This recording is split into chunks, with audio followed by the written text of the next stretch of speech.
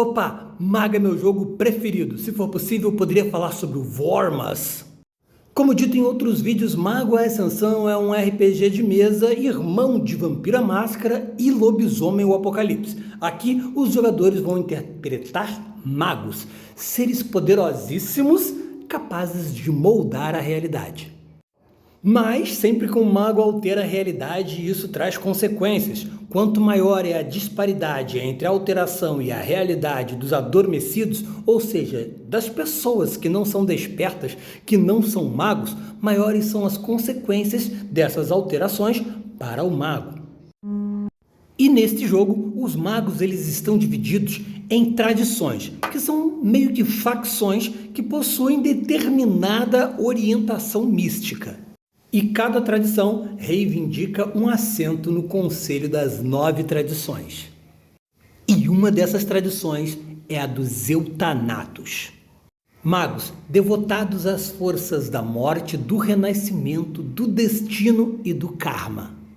Eles representam magos que veem a morte como algo que purifica e faz renascer um futuro novo. Aqui nós temos magos necromantes, magos especialistas em desviver pessoas, sacerdotes do destino e cultistas tanatônicos.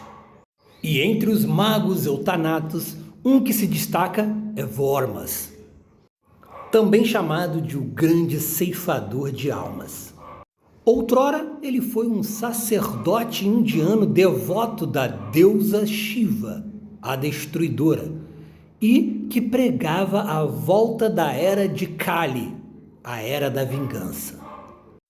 E sua fixação, seu fascínio pela morte rivalizava inclusive com os antigos vampiros capadócios, que mais tarde foram substituídos pelos Giovanni e que na 5ª edição de Vampiro à Máscara são os Hecata. E quando ele se tornou um desperto, ele se uniu aos Eutanatos e abriu mão dos caminhos da vida e abraçou totalmente a morte. E foi acolhido pelo Eutanato chamado Elekar, líder de uma casa dentro dos Eutanatos, a Casa de Elekar.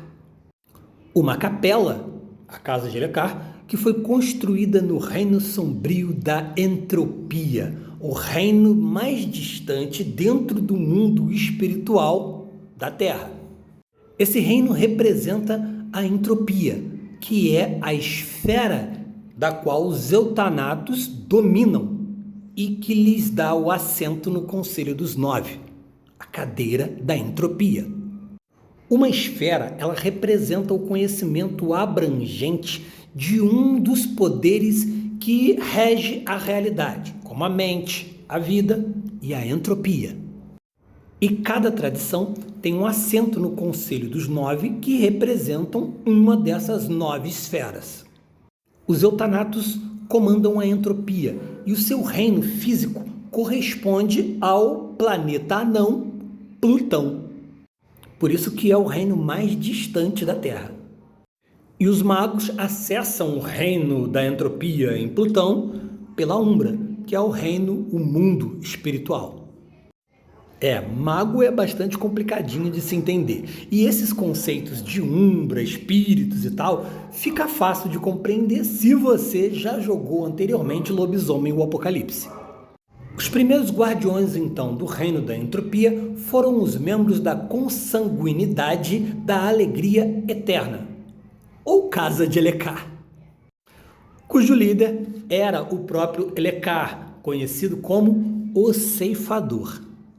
E Vormas seguiu fielmente a Casa de Elekar e os Eutanatos com extrema lealdade até que ele participou de um duelo com o próprio Elekar, a qual ele desviveu o Elekar e se tornou líder da Casa Elekar, tornando-se assim o Ceifador de Almas, isso lá em 1709.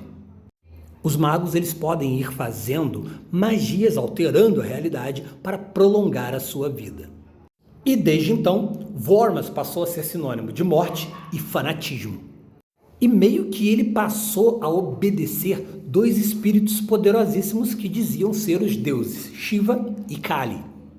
E com isso, ele passou a alimentar o seu reino, o reino da entropia, com muito mais caos, dor, sofrimento, miséria e morte. E com o tempo, esse reino veio a se tornar um reino de pura depravação e sofrimento. E Vormas fez de tudo para ocultar a verdadeira natureza desse seu reino, enquanto continuava os seus estudos sobre a morte e de uma maneira de dominar completamente a entropia e a própria morte. A morte era domínio de seu fascínio, mas muito mais do que isso, também era o seu maior medo. E foi aí que os espíritos deuses Shiva e Kali falaram para ele que, para ele resolver essa situação, para que ele encarasse a morte, dominasse a morte e fizesse algo como a morte em vida, ele teria que destruir o cosmos. O cosmos, na verdade, ele deveria ser unido pela destruição. O que Vormas não havia se dado conta é que esses dois espíritos, eles eram meio que pau-mandados de um espírito superior, um celestino, que está lá na mais alta hierarquia dos espíritos.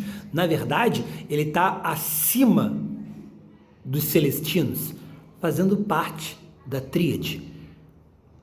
Kali e Shiva, ou pelo menos esses espíritos que diziam ser Kali e Shiva, eram pau-mandados da grande serpente, que para quem joga lobisomem o Apocalipse, conhece como a Wyrm.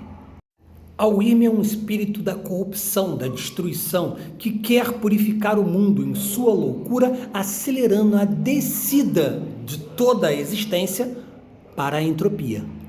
E a Wyrm é um dos espíritos que compõem a tríade, que criou basicamente todo o universo e representam a vida, a criação, a preservação e também a destruição, porque para vir o novo precisa ser destruir o velho. E tudo andava em equilíbrio, até que dois membros da tríade, a Weaver e a Wyrm, enlouqueceram.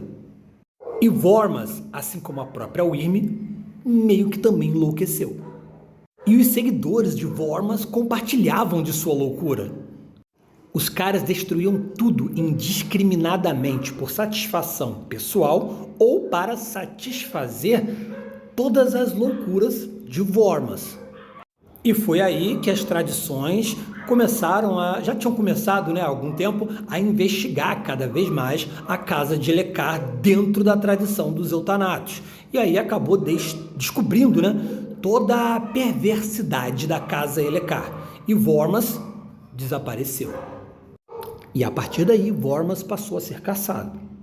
E sua obsessão em enganar a morte chegou ao ápice quando aconteceu os eventos da Semana dos Pesadelos, com o despertar do antediluviano vampírico Ravenous e o aparecimento no céu da Estrela Vermelha. Foi nesse momento que Vormas decidiu destruir a Roda das Eras, que é basicamente o ciclo de todo o ser, de nascer, crescer e morrer. Mas ele não queria só destruir, ele ia destruir a Roda das Eras e substituir por ele mesmo. Vormas queria ele próprio guiar o universo para um caminho sem dor e sem sofrimento, como um Shiva renascido. Mas apesar de tamanho poder, nem Vormas conseguia matar a morte. Ele chegou a conseguir canalizar para si os poderes de Kali e Shiva, a fim de se tornar uma divindade. A mágica dele funciona com um paradigma do qual ele espera se tornar uma divindade e controlar a morte. Mas acontece que o medo que ele possui da morte faz com que ele permaneça com a mácula mortal do ser humano.